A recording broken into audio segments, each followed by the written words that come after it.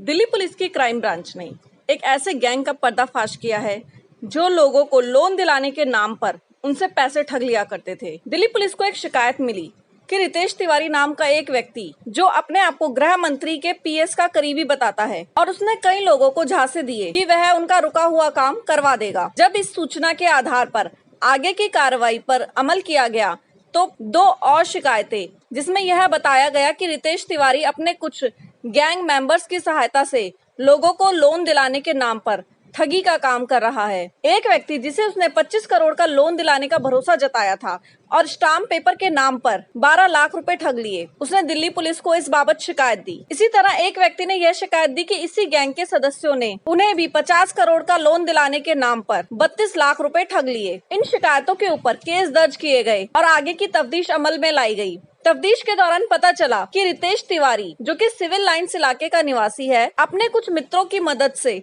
ठगी का काम कर रहा है। इस गैंग ने एक फार्म हाउस किराए पर लेकर वहां एक सेटअप तैयार किया जहां बाउंसर्स रखे गए और लोगों की तलाशी के इंतजाम किए गए। जो लोग वहां लाए जाते थे उनको यह झांसा दिया जाता था कि यह एक महत्वपूर्ण व्यक्ति का निवास स्थान है और शिकायतकर्ताओं की लोन संबंधी बातें कर ली गई हैं। उसके बाद स्टाम्प पेपर खरीदने के नाम पर उनसे कुछ पैसे ठग लिए जाते थे। जैसा कि बताया गया, एक शिकायतकर्ता से 12 लाख रुपए और दूसरे शिकायतकर्ता से 32 लाख रुपए इसी तरह ठग लिए गए थे। दिल्ली पुलिस ने इस गैंग के 5 सदस्यों को गिरफ्तार कर लिया